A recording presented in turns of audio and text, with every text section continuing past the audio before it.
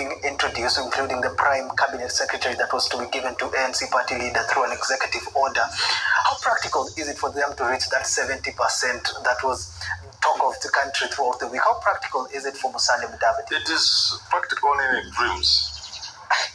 If you are dreaming, then you can think you can get 7. There's no way. There's no way. Under no circumstance can he get 7. Even if he's the one running. So if this is an agreement you he's running against Raila, he can't get 7%. Even if it's him, then yes. Aluya standing in Mulembe Nation. And even worse, even if it's, let's say a situation like, instead of Ruto going his own and Uhuru supporting Raila, supposing Uhuru and Ruto decided to support Mudavadi, he will be a very formidable candidate. Yeah. But running against Raila, even in that kind of situation, he'll still not manage 70. So you think he will not be able to get that seat? No. They are saying it's not true, so you can't know. So people are saying it's just rumors, but it can't be. It's not possible. It's not anything you can do. Well, how then would you think about this Prime Cabinet Secretary introduction of it? Some say Ruto is reviving BBI. Is this? Do you read from the same script? Is this the main attack against BBI was the issue of Prime Minister. That's the main attack Ruto had. I mean, the whole campaign was centered on bastardizing BBI on account of it creating positions, especially Prime Minister, and they kept mentioning it. But now they are putting it right there.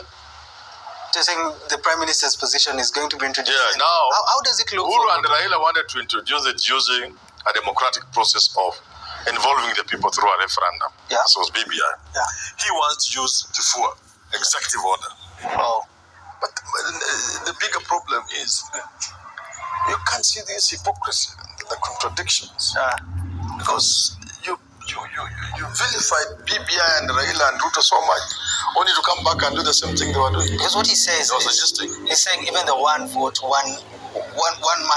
one shilling thing, he can also introduce it without going through the whole building bridges thing. Which means basically two of the biggest things within BBI, he wants to implement them. One through an executive order, another one through legislation. But don't you think it looks good? Or executive order. Don't you think it looks good for him when he says those people just wanted to misuse the money that you pay through tax, and now I'm going to just give you all these things that you wanted in a very simple and practical way. Do not underrate the significant number of people who are not foolish in this country. People who are that stupid are not as many as Ruto might want to imagine. People can see it. Look, what you say the problem? This problem was creating positions. You are creating them. You said you don't want this thing. Now you are saying you're so real. You think Kenyans are fools? They're not fools. But when you look at Jubilee's Secretary General Jeremiah Kioni, he says that Ruto committed an economic genocide. He calls it that 53.4 billion was going to go to the Mount Kenya people. According to him, it's an economical genocide. Yes.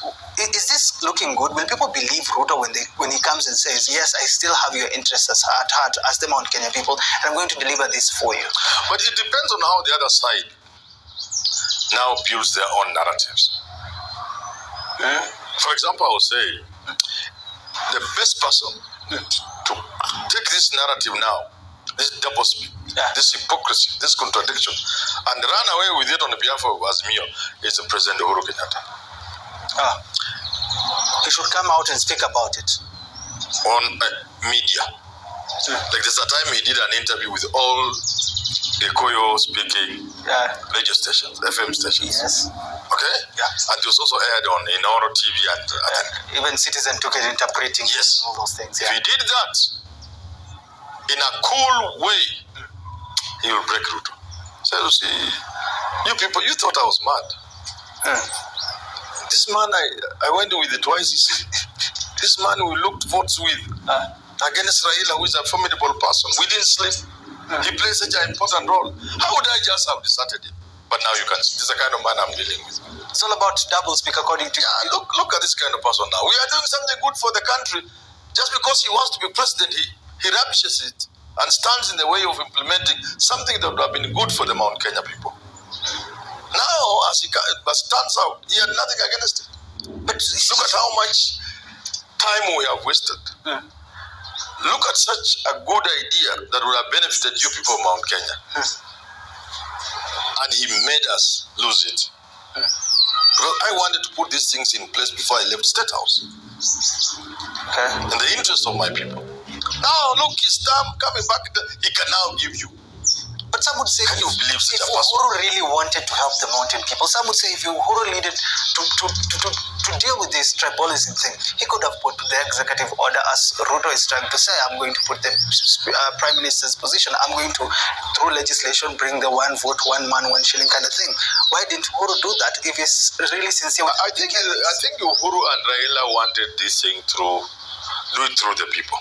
Because these are changes, these are far-reaching changes. These are changes that will be felt in many years to come. You don't want people to say Raila and Uhuru sat in one corner and they brought changes. In fact, this BBI would have just gone through Parliament. And all this noise in High Court would not have been there. Some people get confused. A constitutional amendment can be done in Parliament. Yeah. Parliament will do it. Yeah. And when it reaches to the president, then the president says this requires a referendum. And then it's taken to the people. At that time, all the arguments in the court would have melted. All of them. Yeah. All the arguments would have melted. Why not go through apart from maybe constituencies or what. So it was very easy for one. Some of these changes would have been done administratively. Some of the changes would have been brought through normal, ordinary legislation and assented to by the president without taking to referendum. Yeah. Still, even those that required referendum, and it was debatable whether actually there was anything in this BBI that required a referendum. It is debatable. Yeah. Some lawyers say there's nothing. Okay. And you really have to look hard to look for it. Yeah. I also tried. Even the constituencies, in the case of constituencies, they report. I'm telling you, it's almost nothing. Debatable. Yeah, everything was debatable. Yeah. So, or they would have removed those which were very obvious. Okay. And then Parliament passes, it goes to the president, who then takes it to the IBC for a referendum on account of touching on certain clauses, 251, blah, blah, blah. Yeah. But he didn't do that. And I kept asking myself, why? The answer that I could possibly think of was they wanted this thing to come from the people themselves. Yes.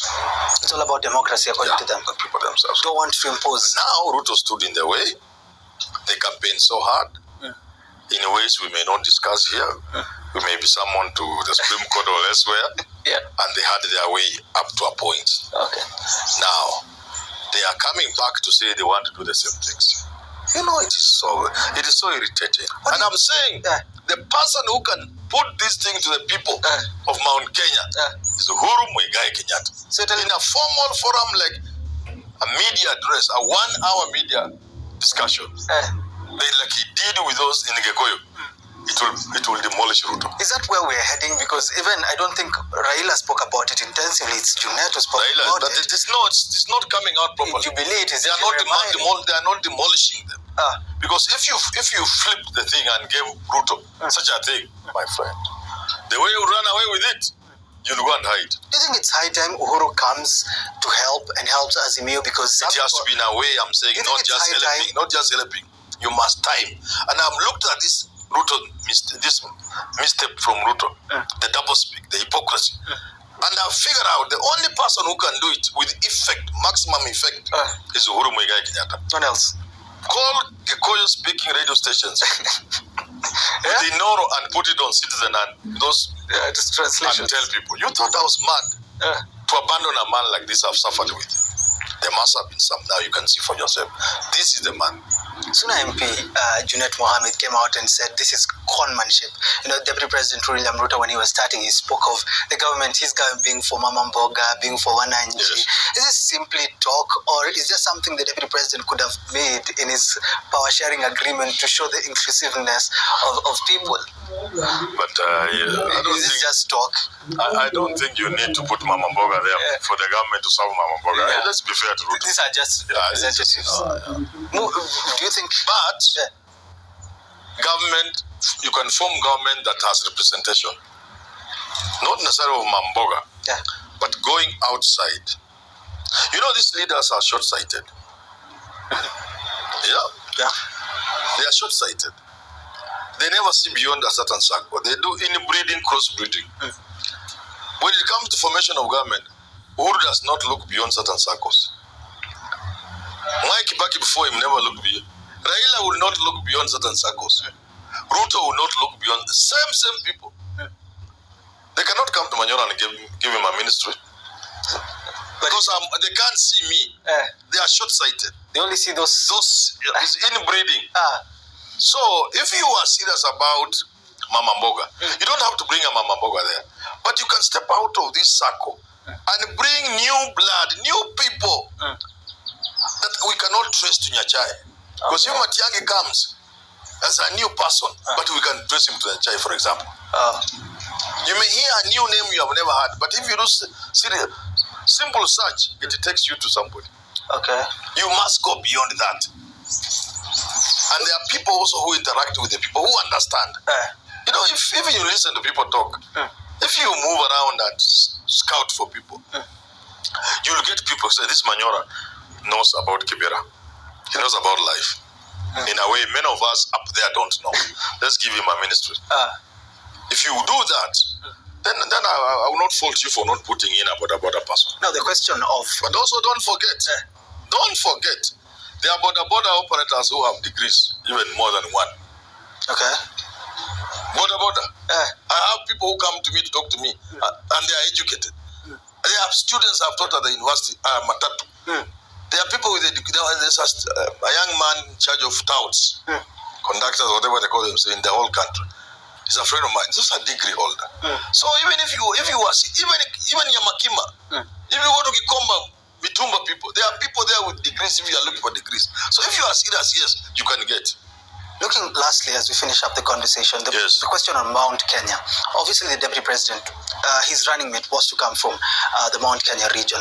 Is this supposed to be enough? Because when you look at what ANC and Ford Kenya got in terms of what they'll be given in the government, ambassadorial positions, CSS, even power leader, Governor Kingi, looking at what they got, what is the place for Mount Kenya? And the big question that even Kabogo asked is there a Mount Kenya room within the government, if not for the DP's position? You know, the problem is simple. Mount Kenya thought they owned UDA, and therefore they were going to own the Ruto government and own Ruto himself. But now that he has invited so many people, that ownership is no longer in place. And I'm telling you, they are looking at options. We have discussed some of those options here. You wait and see. You'll see. Will they be with Ruto till the end? Because that is probably something. If Kikuyu were to remain with Ruto until the end, it will not be in overwhelming numbers. He may have the majority of them, but not beyond 60%. And you say Ruto needs over 80%. He long went below the threshold for winning the election. The moment he went below 80, the election for him can only be a mirage. Election for Ruto. Victory. He can't. The moment he slid below 80%. Even with Alfred. And there is nothing to convince me that there will be a super turnout. Which in it? I was with Moses Kuria on our show, I think TV24. Is it K24? And I told him, Moses Kuria, you are saying Kikuyu are not interested in power. Yes. Which community was moving people from hospital, carrying patients to Kikuyu? We have those photos, And so you say they are not interested in power. You are kidding, my friend. Let me tell you, without that super interest in power that made Kikuyus remove patients from hospital, carry them on wheelbarrows to go and vote, that made rich men stand at tea room, paying for matatus to go to Nyeri for people, anybody who is going to vote. Without that interest, my friend, the turnout cannot be. So without the turnout, without the percentage hitting 80, Ruto is cooked. And therefore, he will never win the election. With Alfred Mutuawa, Kingi, leaders, those are small fellows. They don't bring votes. They're inconsequential. We have to finish this conversation until we do have another conversation, political conversation, what is happening within the country. Please